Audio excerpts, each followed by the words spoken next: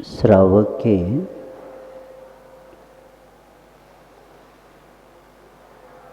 विकास के लिए अनुव्रतों का महत्व बताया जा रहा है। अनुव्रतों को में विकास करने के लिए गुणव्रतों का पालन होता है और इसलिए दिग्व्रत, देशव्रत और चर्चा चल रही है अनर्थ दंड व्रत का। तो इसमें अनर्थ दंड व्रत में पापोपदेश, हिंसादान और अपध्यान, इसके बारे में बचना बहुत महत्वपूर्ण बताया है, क्योंकि ये निष्प्रयोजन क्रियाएं कर्म बंध के लिए कारण बन जाते हैं और उसमें दुष्कृति के बारे में चर्चा चल रही है। आरंभ है क्योंकि जिन क्रियाओं के कारण अपने चित्त को कलुषित करने वाले शास्त्र को आदि सुनना, जिसके कारण अपने परिणाम पाप की ओर ही जाना, तो ऐसी बातें सुनना भी नहीं चाहिए। सुनते समय ठीक लगता है, लेकिन सुनवाने वाला चला जाने के बाद वह अपना चिंतन चालू रहता है। बोलने वाला भूल गया होगा, लेकिन सुनने वाला अपने माइंड में रख लेता है। इसीलिए मन को खुराक ऐसा नहीं देना कि वह हमें मन को ही लूट ले, अपने परिणाम ही बिगाड़ ले। तो आरंभ, परिग्रह, साहस के बाद बताकर आए हैं कि मिथ्यात्व के कारण बातें सुनना, क्या उसके अधीन होना हमारी श्रद्धा को पलटने की संभावना रहती है। मिथ्यात्व करने वाला ऐसे चढ़ा के सब विषय बताता है कि अपनी श्रद्धान धर्म से छूटने की संभावना रहती है, क्योंकि सामने वाला ऐसी प्रस्तुति करता है तो उसके कारण इतना गड़बड़ हो जाता है, लगता है इतने सालों से हम धर्म कर रहे, कुछ हो नहीं रहा है। और देखो एक बार उन्होंने करके आया और उसका काम हो गया, तो उसके कारण श्रद्धान उलट भी सकता है और तत्व को उलट पुलट करना ही श्रद्धान भी उलट पुलट हो जाना। तो इसीलिए अपने भावों को तत्व के सिद्धांत के अनुसार ही रखना। उसका थोड़ा सा परिवर्तन मिथ्यात्व के साथ हो जाए तो उसके कारण बहुत बड़ी हानि हो जाती है। और मिथ्यात्व के प्रति बताकर आया है, बताकर इसके पहले भी चर्चा हुई है कि जीवादि तत्वों के विपरीत श्रद्धांडरूप जो परिणाम है वही हमें दुर्गति की ओर लेके जाता है। तो ऐसे मिथ्यात्व जो क्षणिकवादी है, अद्वैतवादी है आदि के थोड़ा सा प्रभाव पड़ गया तो अनादिकालीन जो तत्व है इस पर भी अश्रद्धा होने की संभावना हो जाती है। इसीलिए मिथ्यात्व के प्रति ऐसी बातों से, क्योंकि यही हमारा आत्मिक प्रदूषण का कारण बन जाता है और आत्मिक प्रदूषण होना ही सामाजिक सांस्कृतिक पर्यावरण को क्या करता है, प्रदूषित कर देता है। इसीलिए मिथ्यात्व की बातें से दूर रहना और जिस शास्त्रों में इसका उल्लेख किया जाता है उस शास्त्रों से भी दूर रहना। और मिथ्यात्व द्वेष यानी यह द्वेष ही करने वाला काम विद्वेषीकरण होता है।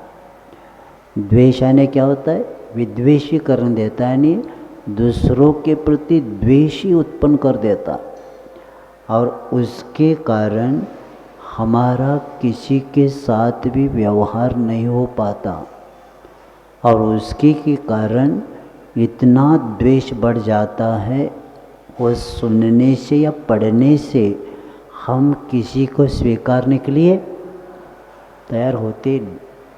कोई कितना भी बताए वो कहते सब पता है हमें, हमने सब जान लिया, अब क्या बस, अब कौन समझाएगा, किसी को नहीं समझा सकता। और कई लोग ऐसे हमें मिले कि इतना स्वाध्याय करते हैं लेकिन मिथ्या तो बाहर करते ही रहते। तो एक व्यक्ति को एकांत में हमने पूछा, आप इतना स्वाध्याय करते, कभी कभी धौला की चर्चा करते, और ये कैसे मिथ्यात्व करते? वो कहते महाराज मुझे भी समझ में नहीं आ, अनेक कर्म ऐसा निकाचित कर्म बैठा है, यहाँ सब बातें करेगा।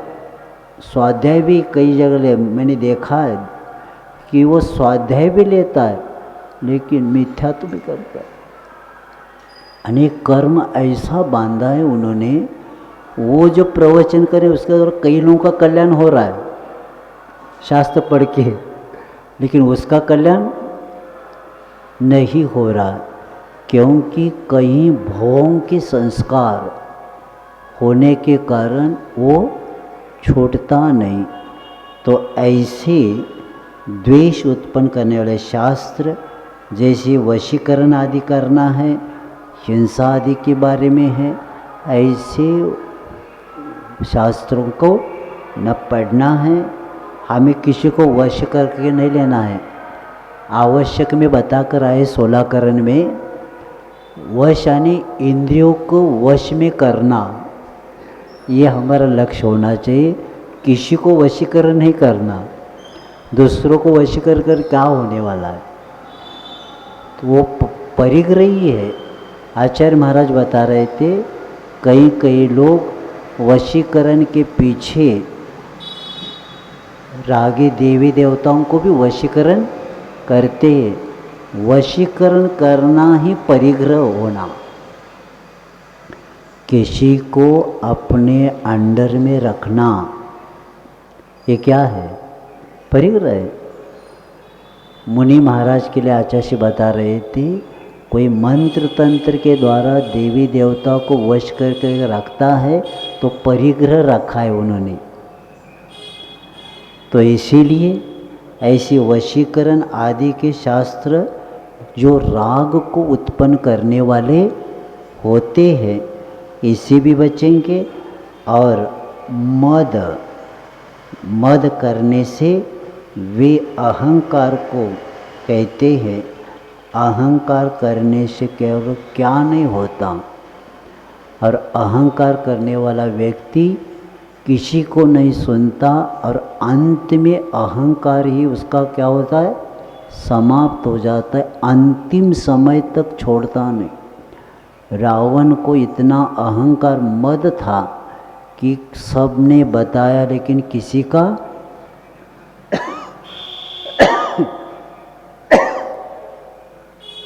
उन्होंने स्वीकारा नहीं। तो ऐसे मदन, आज वह आदेश शब्द आता है मद मदने।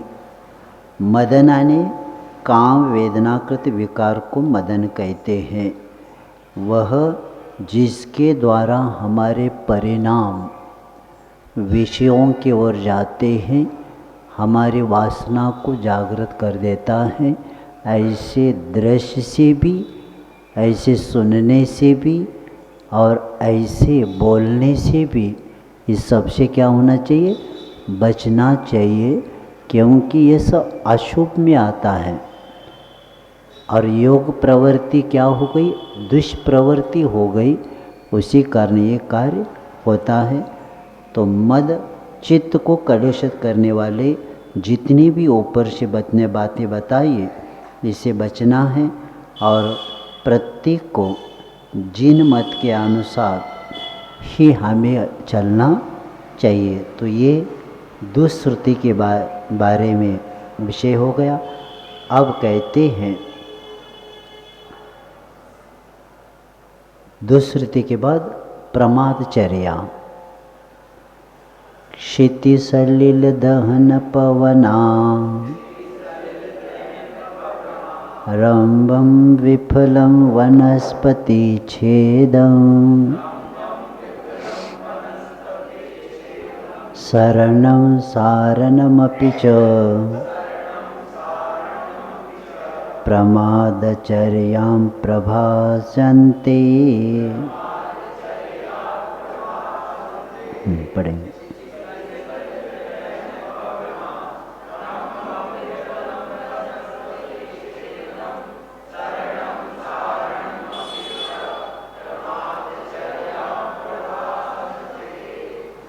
दुष्कृति से बचने वाला व्यक्ति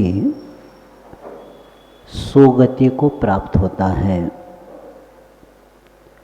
क्योंकि शास्त्र वह होता है जो पढ़ने से, सुनने से आत्म समीक्षा होती है। जिनवानी पढ़ना, स्व का अध्ययन होना। जिनवानी पढ़े बिना, सुने बिना आत्मा का कल्याण 3 काल में नहीं हो सकता। हित अहित का ज्ञान करवाता है, और इसी के कारण तो जिनवानी पढ़ने से ही 3 बातें बताकर आए हैं कि मूलाचार आदि में बताया है कि जिनवानी पढ़ने से तत्व का बोध होता है।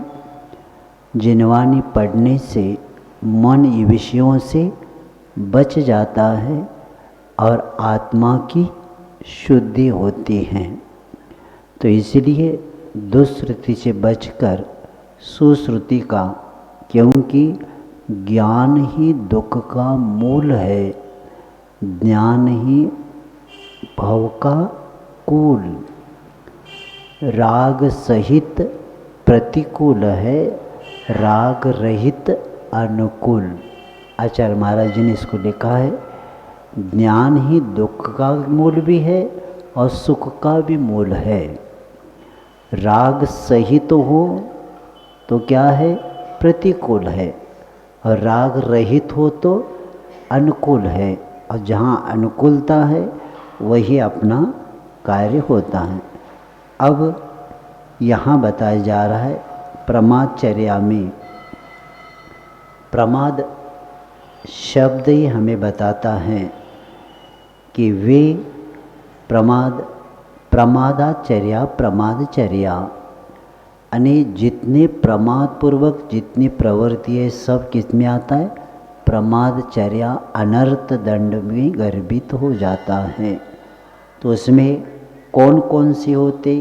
क्षिति, सलील, दहन, पवनारंभ, 3-4 शब्द बताकर बताते कि निष्प्रयोजन क्षितितल, निष्प्रयोजन पृथ्वी है, जल है, अग्नि है, वायु का आरंभ करना एवं वनस्पति छेदना, स्वयं घूमना और दूसरों को घुमाना, ये कार्यों के द्वारा ही प्रमादचर्या होता है।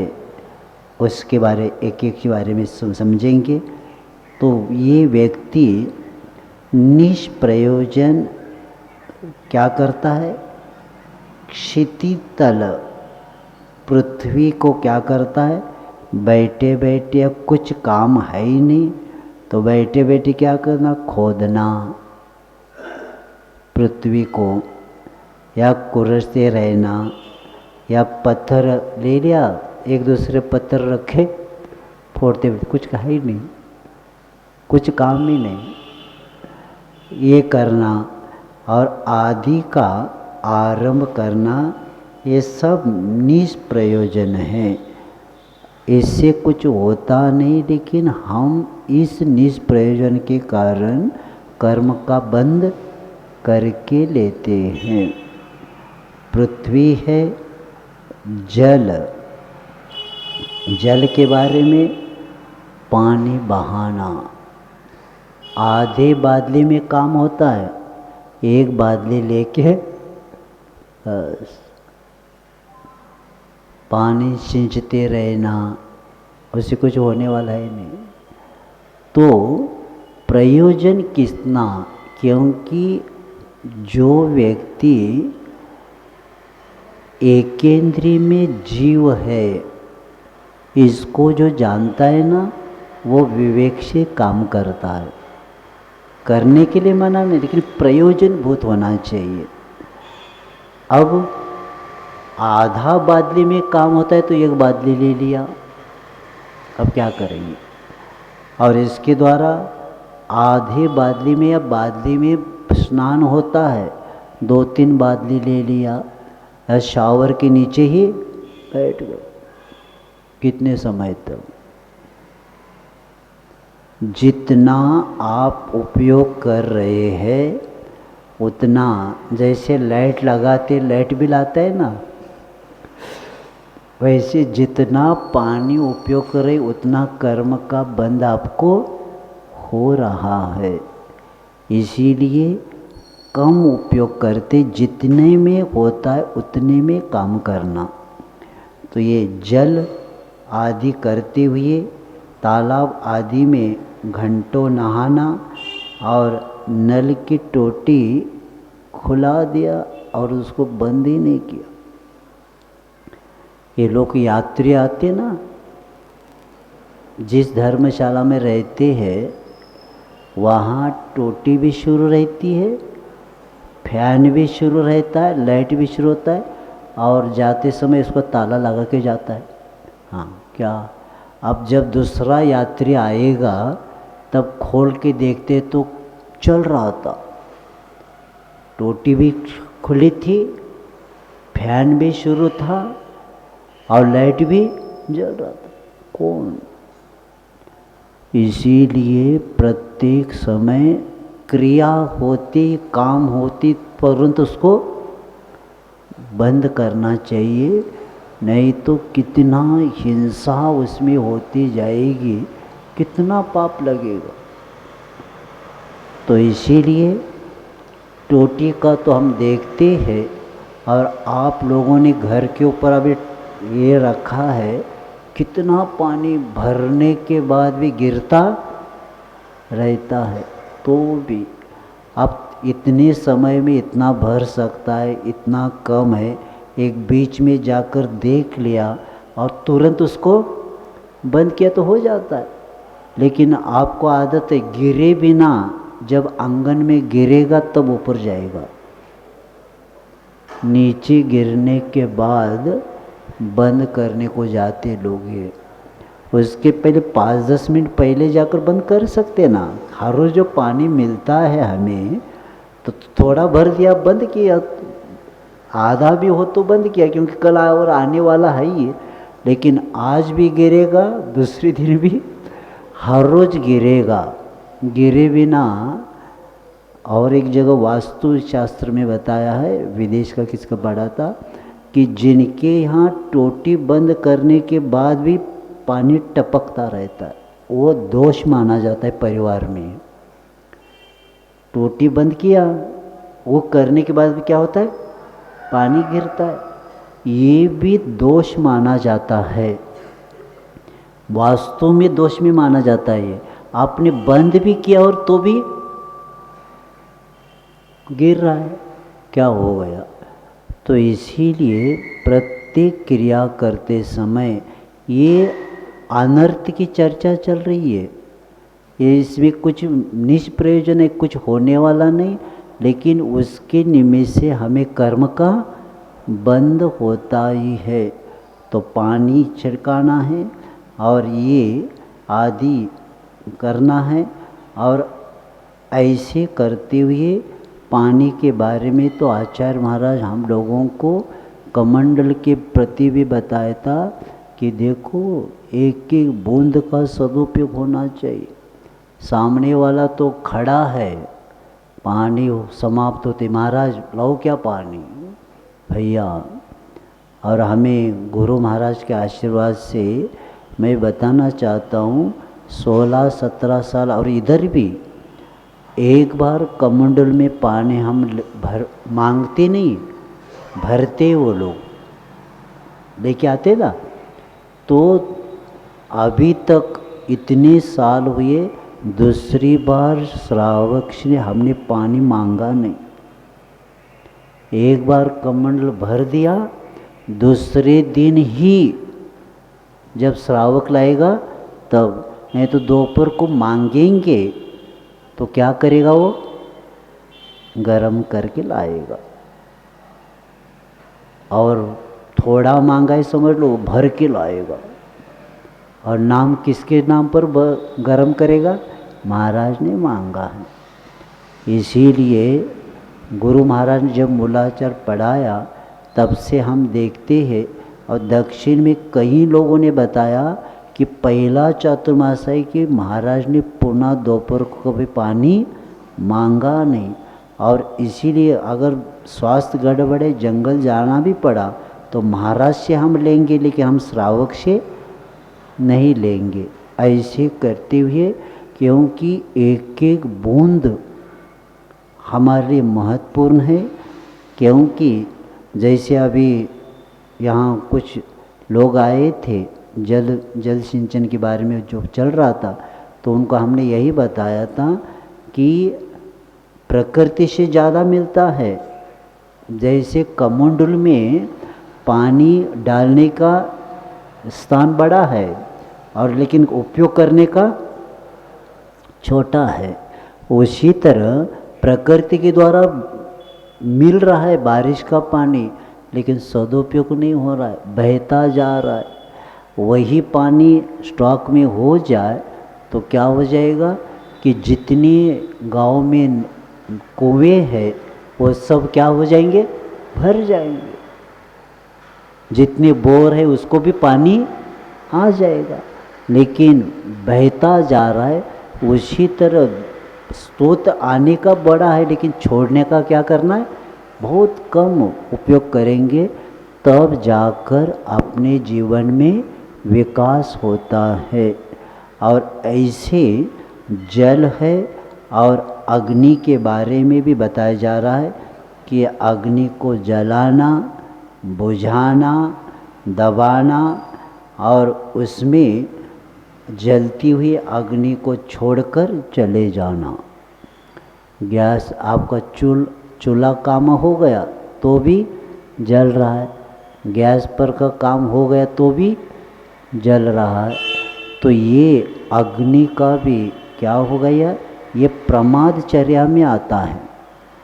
और देखो हम सुनते हैं कि गैस सिलेंडर का ज्ञान नहीं होने के कारण शुरू कर देते हैं और बाद में उस रूम पूरा क्या होता है, भर जाता है और माचिस लगाते ही पूरा रूम जल जाता। कितना प्रमाद। यानी इधर गैस भी बंद किया है, यानी इधर का ये बंद किया लेकिन उधर का शुरू है, उसके कारण। और किचन रूम छोटा है तो उसमें क्या हो जाएगा, पूरा भर जाएगा। और भर जाते माचिस लगाते ही जिन्होंने लगाया उसी को ही जल जाता है। कितना प्रमाद। देखो छोटा सा उसको बंद नहीं किया, उसका प्रमाद के कारण क्या हो गया। कितने व्यक्तियों के बारे में सुनते हैं कि इसके पीछे भी व्यक्ति चले जाते हैं। इसीलिए प्रत्येक काम होते ही जिसके लिए कर तो उसको पहला क्या करना, बंद करना। तो अब इसके द्वारा क्या हो, जब बच जाएंगे। काम होने के बाद भी उसको आपने बंद नहीं किया, फैन भी जलाया और फैन शुरू किया। अब फैन शुरू करने के बाद उसको बंद कौन करता है, शुरू तो किया लेकिन तुरंत समय पर क्या होना चाहिए, बंद होना चाहिए। तो ये निष्प्रयोजन अग्नि है, निष्प्रयोजन पवन का रमने पवनाने वायु का, उसको फैन आदि छोड़ना या उसको और कोई किसी कार्य करते समय थोड़ा सा भी उसके बारे में नहीं सोचना। क्योंकि एक में काम होता है तो 10 लगाया। और मंदिर जी में इतनी सावधानता रखना पड़ता है। हमें स्मरण में आता है कि मुक्तागिरी जी में शास्त्र स्वाध्याय चल रहा था गुरु महाराज का, और पक्षी इधर उधर घूमते रहते और एक कबूतर आ गया, वो फैन देखा नहीं, ऐसा होगा आचार्य सिंह का क्या किया आप लोगों ने। चल रहा है स्वाध्याय और एक पंचेंद्री मर गया सामने। आचार्य महाराज ने कहा ये कल से लगाएंगे तो मैं यहाँ स्वाध्याय नहीं लूँगा, तुम्हें नहीं सुनना, फैन चाहिए तो तुम चले जाओ, यहाँ नहीं लगेगा। क्योंकि वहाँ खुला है वो बाहर का, तो इधर से उधर जाते रहते। तो पंचेंद्री पक्षियों का क्या होता है, मरण हो जाता है। इसीलिए फैन लगाते समय और उसके आसपास की सुरक्षा भी अपने को करना पड़ेगा। और जिस घर में बड़ी जगह रहती है वहाँ चिड़िया आदि आ जाती है और इधर उधर जाते रहते, तो उसको थोड़ी बताइएगा शुरू है, तो उसमें द्वारा वो एक थोड़ा सा पंखा लगाया तो चला गया।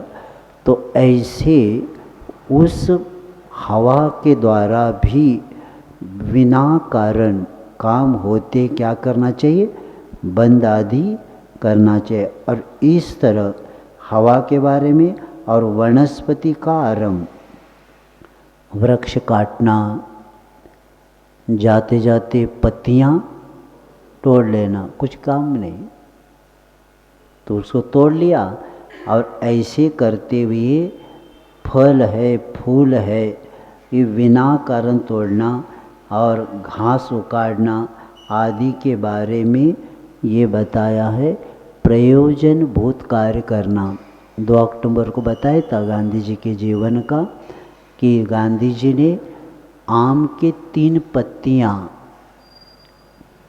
पत्तियां लाने को कह दिया मीरा को, और मीरा ने क्या किया, एक टहनी लाकर रख दिया। गांधी जी ने पूछा बताओ मैंने कितनी पत्ती बताया था, 3 पत्ती बताया था, तो अभी इतनी क्यों लाया। वो घबराने लगे। उनको कह दिया आप जानती है इसमें भी जीव होते, पाप लग गया आपको। यानी 3 पत्ती कहा तो 3 पत्ती लाते तो हमारा काम होता था, अब इतने लाकर आपने क्या किया। तो ये बोलते सब अनर्थ दंड किस में आता है, अनर्थ में आता है। जितना काम है उतना कर सकते, लेकिन उससे ज़्यादा लेके क्या करेंगे। और ये लोग कहीं त्योहारों में करते ना, सब वृक्षों की पत्तियाँ ये ला के टहनी ला के रख देते हैं और बाद में उसको फेंक देते, और इसीलिए सब तालाब भी खराब कर देते, प्रदूषण कर देते, मोहल्ले मोहल्ले में प्रदूषण बढ़ जाता है।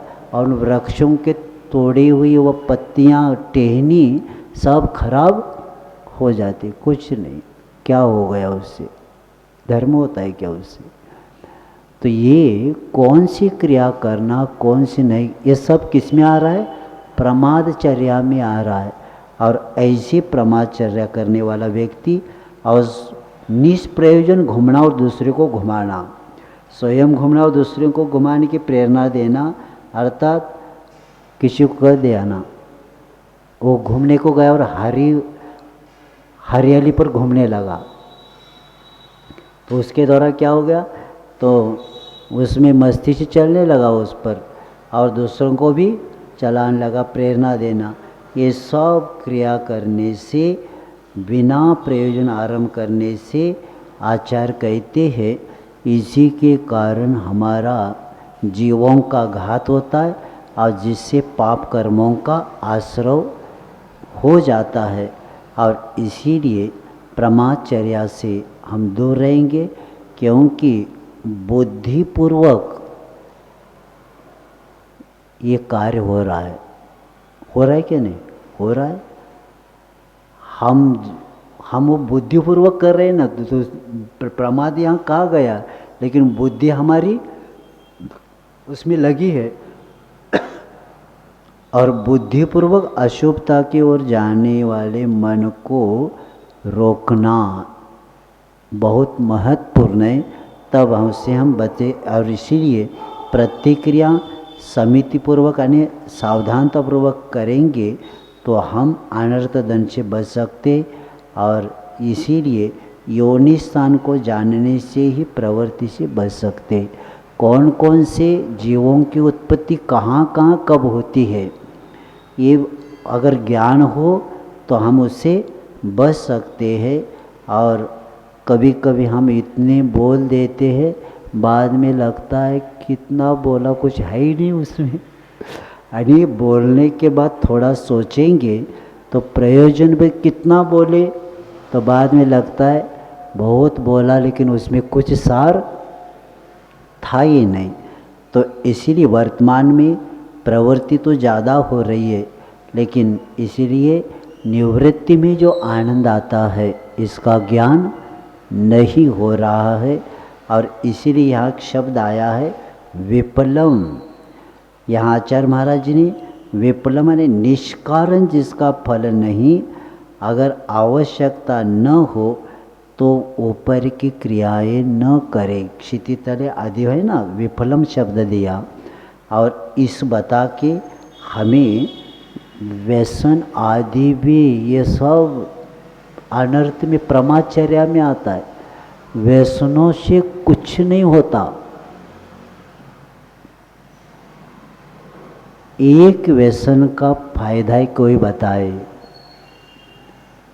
जितनी नशाएं जितनी क्रियाएं हैं उस व्यसनों से क्या होता है, नियम से हानि ही होती है।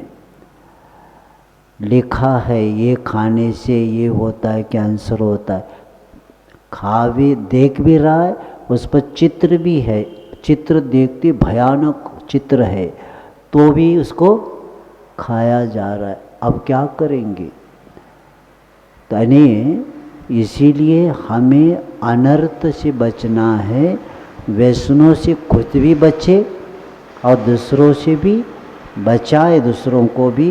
क्योंकि अपने बाल बच्चों को, अपने परिवार के बच्चों को भी क्या करना है, बचाना है इससे। क्योंकि परिवार की सुरक्षा व्यसनों से 3 काल में नहीं होगी।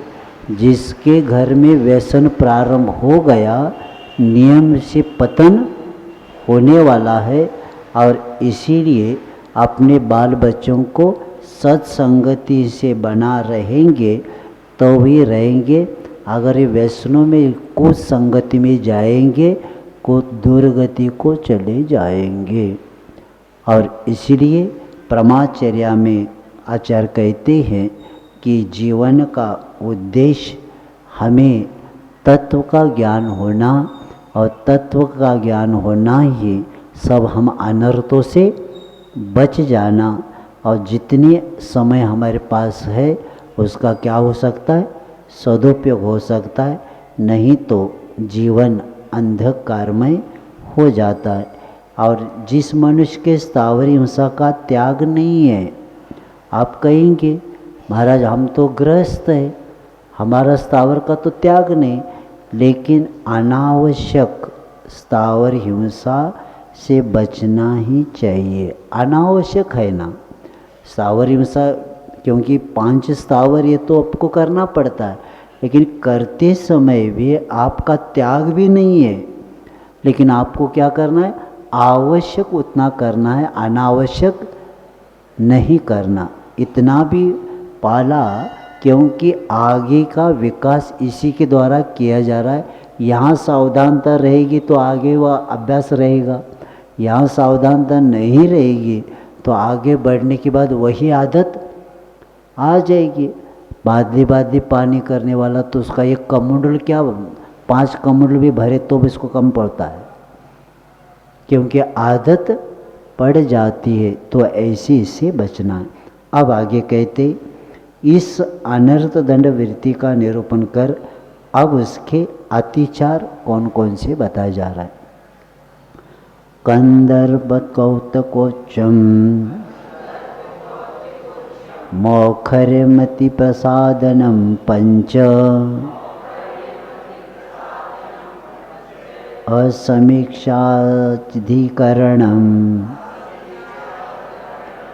व्यतीतव्यो नरतदंडकृतविरते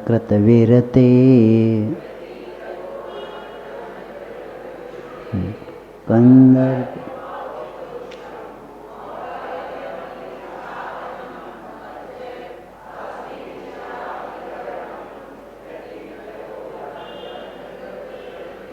हाँ, अब अतिचार बताया जा रहा है।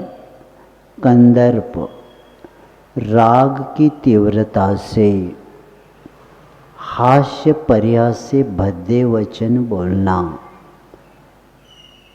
राग की इतनी तीव्रता बढ़ गई और बढ़ने के कारण हास्य करते करते ऐसे शब्द उच्चारण होते हैं कि इतने अशुभ शब्द आते हैं। उस वक्त कुछ नहीं लगता, लेकिन नियम से कर्म का बंध हो जाता। इसीलिए उस भद्दे वचन बोलना भी, अशुभ वचन बोलना भी कर्म बंध के लिए कारण बताया है। क्योंकि शुभ भी वचन होते हैं, अशुभ भी वचन होते हैं।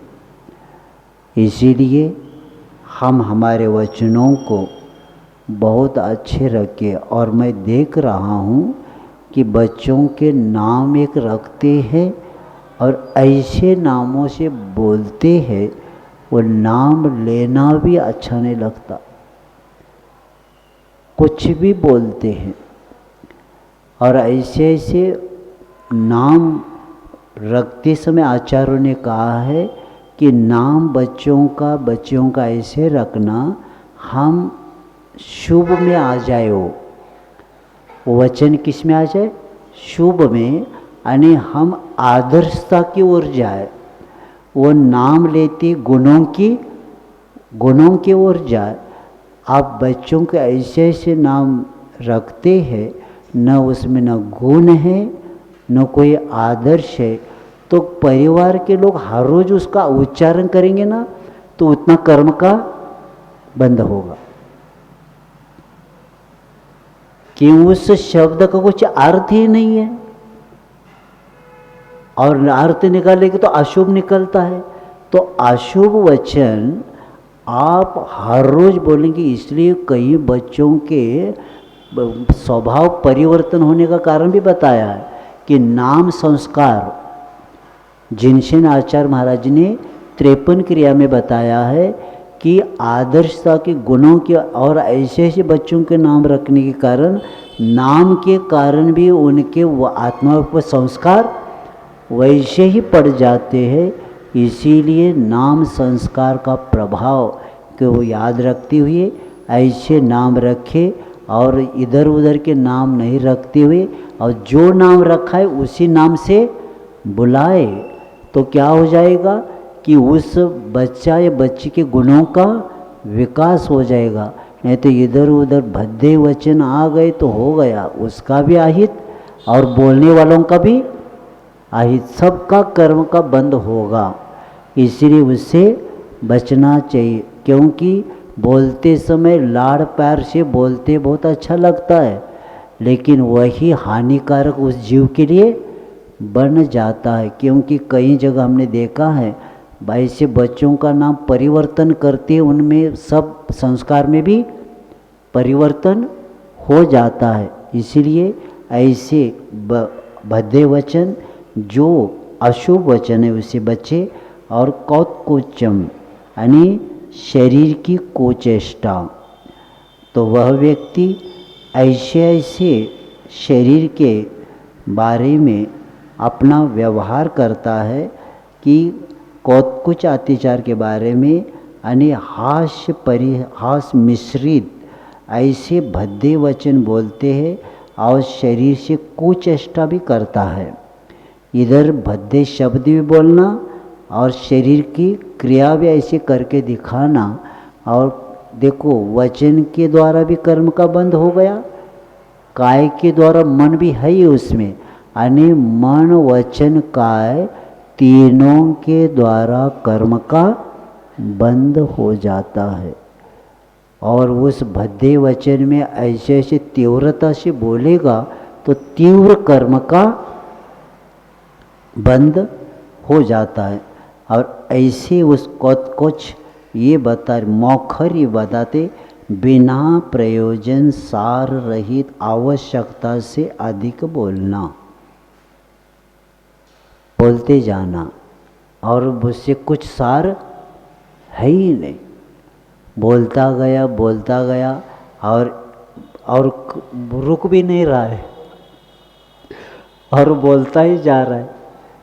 तो इसके द्वारा क्या होता है, प्रत्येक शब्द के पीछे जैसे पहला चलता था, ये अभी भी चलता है, कहीं सामने वाला जल्दी कहता हो गया क्या, ज़्यादा बोलने नहीं देता था। क्यों, जितना बोलेंगे उतना पैसा। और अभी क्या, जियो, तुम भी जियो और हमें भी जीने दो। कंपनी भी कहते हमें जीने दो और तुम जियो, बस कितना भी बोलो, बोलते जाओ। लेकिन कर्म का बंध कितना होता है। इसीलिए इसमें इस मौखर्य में बताया है, बिना प्रयोजन से बोल के व्यक्ति अपना अनर्थ करता है। और देख लेना, शाम को कौन व्यक्ति थकता है, ज़्यादा बोलने वाला थकता है। जैसे आज 10 किलोमीटर का विहार करके आया, बस शाम को इतना थक जाता है, क्योंकि जितना ज़्यादा व्यक्ति बोलता है उतना ज़्यादा थकता भी है, क्योंकि शक्ति बहुत जाती है। 1 घंटा लगातार बोलना 6 घंटा 6.5 किलोमीटर चलने का जो परिश्रम है वो 1 घंटा बोलने से होता है। ऊर्जा 1 घंटे बोलने की ऊर्जा 6 किलोमीटर चलने के बाद जितना परिश्रम होता है उतना होता है। और देखने से भी शक्ति क्या हो जाती, क्षीण हो जाती है। इसीलिए प्रवृत्ति जितनी ज़्यादा उतनी हानि, और प्रवृत्ति जितनी कम उतना अपना विकास होता है। तो ये मौखर्य के बारे में बता के, और अति प्रसाधन, अतिचार, जो भोगोपभोग जो सामग्री है उसको क्या करना, आवश्यकता से ज़्यादा उपयोग में लेना। और ऐसे करते हुए, और जैसे अभी भद्य वचन को मैंने बताया ना मौखर्य का, शाम को हम सुनते बच्चों का 12-1 बजे तक कुछ नहीं, एक दूसरे को कुछ बोलेंगे, हंसेंगे, ये करेंगे, कितना घंटों घंटों तक। लगता है क्या होगा इन बच्चों का। अनेक सब इकट्ठा हो गए, तब चल रहा है। कितना बजा किसी को देखने के लिए समय भी नहीं, और इसी के कारण कितना अनर्थ में कितना कर्म का बंध, और इसीलिए तो उनका भविष्य बिगड़ जाता है। भविष्य कोई बिगाड़ता नहीं, बिगाड़ के लेते लोग हैं। ये क्यों होता है? इन लोगों के पास संस्कार नहीं मिलता उन बच्चों को, इसलिए होता है। संस्कार मिल जाए वो भी करेंगे नहीं, लेकिन उनके यहाँ अन्य यहाँ बताने वाला कोई है ही नहीं, न शास्त्र है। ये कौन बताता है बेटा ये इसमें कर्म का बंध होता है, बिना कारण कर्म बंध अनर्थ में आता है, बताने वाला कोई नहीं। और जैन धर्म में इसलिए हमने पहले दिन कहा था, ये रत्नकुंड श्रावकाचार्य जीने की कला सिखाता है। प्रत्येक आचार्य सिंह के शब्द है। रत्नकुंड श्रावकाचार्य जब प्रारंभ किए तो पहले दिन आचार्य महाराज ने कहा था, आपको जीने की कला सीखना है तो रत्नकुंड श्रावकाचार्य आपको अच्छे से सुनना है, पढ़ना है और जीवन में उतारना है, तो नियम से आपका विकास हो जाएगा। तो ये कितनी बातें इसने लिखा है, और इतने लिख के हमें हर समय सावधान किया जा रहा है। तो यहाँ अति प्रसाधन जो शब्द आया है, तो इसके बारे में बताया जा रहा है कि सामग्री आवश्यकता से अधिक संग्रह करना, इसको क्या बोलते? अति प्रसाधन, अतिचार है। और इसके कारण व्यक्ति इतना सामान इकट्ठा कर देता है, और भोगोपभोग का जितना आपने प्रमाण किया था, ऐसी सामग्री को क्या होता है, कम में काम होता है, ज़्यादा ले लिया। जैसे तेल थोड़ा सा लगाना है, ज़्यादा लगा के ले लिया। थोड़े साबुन में काम होता है, ज़्यादा लगा के ले लिया। क्या कौन देखता है और कौन पूछता है? तो प्रमाण से ज़्यादा, इसको बोलते अति प्रसाधन। यानी साधनों का क्या किया, ज़्यादा उपयोग, कम में काम होता है तो भी उसको ज़्यादा ले लिया और बाद में करते बैठे। तो ये आदि को लेके अति प्रसाधन इस शब्द को बता के आवश्यकता से ज़्यादा उस वस्तुओं को ले लेना। घर में भी देख लेना, इतने सब्जी में काम होता है तो ज़्यादा बनाया, हो गया। अब इतने लोग हैं, कितनी रोटी बनाना, अब हर रोज़ थोड़ी बताया जाता है। तो ये विवेक की बात, यहाँ थोड़ा सा विवेक आता है, बहुत अच्छा आता है। और सब्जी बनाते समय थोड़ा सा उसमें कीड़ कुछ हो तो उसको उतना कट करके, ये भी लेने की कला है। हाँ, ये भी कला है। ये इसमें तो कला आती है, लेकिन धर्म करते समय इसमें कला नहीं लाते लोग। तो इसकी सावधानता से यानी उपयोग करेंगे, और हर व्यक्ति इसको सावधानता रखेगा ना, जीवन इतना आनंदमय होता है। लेकिन विवेक की कमी होने के कारण ये प्रमाद में और ये अतिचार में इसको बताया जा रहा है। और असमीक्षाधिकरण अतिचार, असमीक्षा का अर्थ है प्रयोजन का विचार किए बिना ही अधिक कार्य का करना, इसको असमीक्षा। जैसे हमने बताया कि इतने में काम होता है, उससे ज़्यादा बनाया, और ऐसे करके बाकी का सब फेंकते गए, इधर उधर फेंकते गए। तो ये क्या हो गया कि हमें उसका उसका बनाते समय, क्रिया करते समय विवेक नहीं रखा तो कितना पानी डालना, तो पानी ज़्यादा डाल दिया, उसके कारण क्या होगा, वो सब बिगड़ गया। जो पहला जो स्वास्थ्य के लिए जो जितना था उतना बना था, लेकिन ज़्यादा उसमें पानी डाल के सबको क्या किया, हाँ अब ले लो, क्या करेंगे, इतना सब करके भी क्या होने वाला, जितने कम में काम होने वाला था आपने ज़्यादा बढ़ा कर क्या किया, सब गड़बड़ किया। तो ऐसे जो असमीक्षाधिकरण बता के आचार्य कहते हैं कि मन का असमीक्षा कैसे कहते हैं, राग द्वेष बढ़ाने वाले कविताएं, छंद है, गीतों का स्मरण करना, ये मन असमीक्षाधिकरण है।